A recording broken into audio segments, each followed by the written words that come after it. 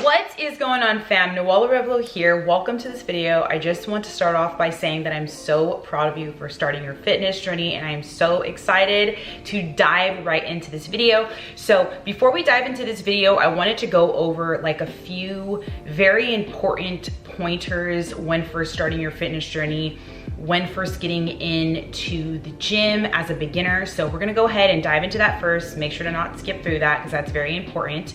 And then I hope that you love all of these workouts. Brings me back to 12 plus years ago when I literally started my fitness journey, and I am so excited for you because it absolutely changed my life. So without further ado, let's go ahead and dive into the important stuff.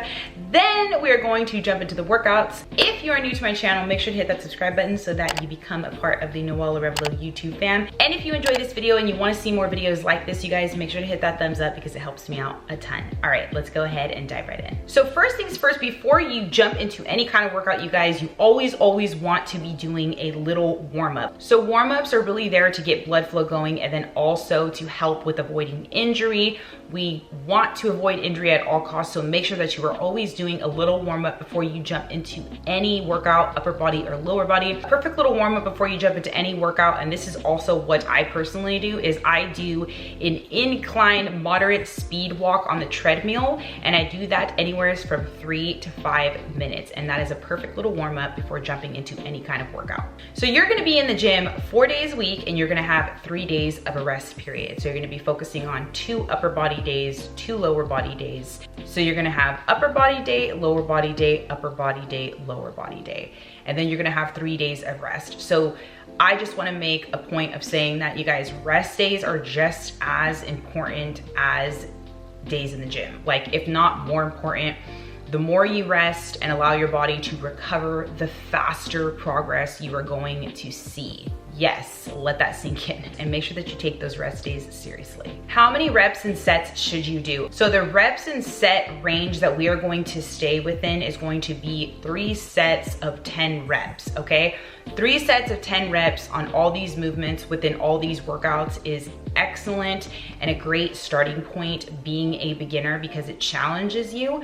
But if you want to challenge yourself a little bit more, you could go ahead and knock up the sets to 12 reps. So we're going to be staying within 3 sets of 10 reps, but if you want to challenge yourself a little bit more, then you could go ahead and push for 3 sets of 12 reps. How much weight should you be lifting? Okay, you guys, so you want to choose weight that is going to challenge you, but also weight that is safe, meaning weight that you are able to lift on your own where you don't need a spotter, but you really do want to pick weight that may kind of be intimidating for you. So for example, like stuff that's gonna challenge you, but not something to where you're not able to finish out your sets and your reps. So trust yourself.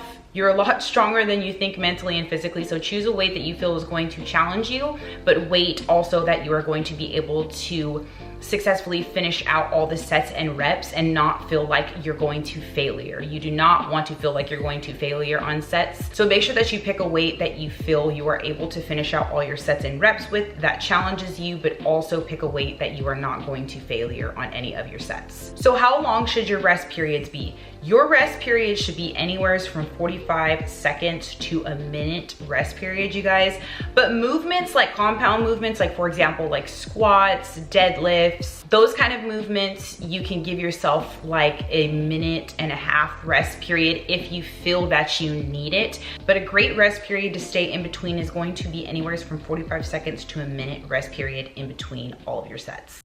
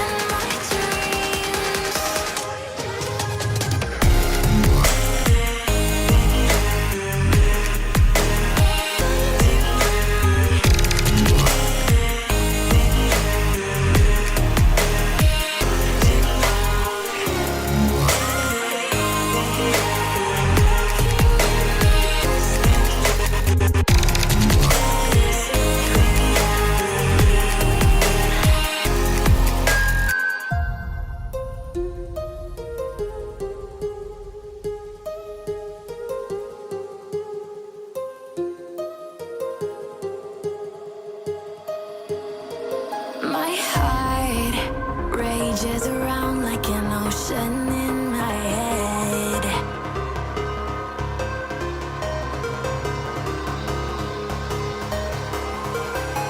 I can almost feel you walking in the distance, but I know that it's not reality. If you are echoing around inside these parallel dimensions all alone, know I'll find you in my dreams.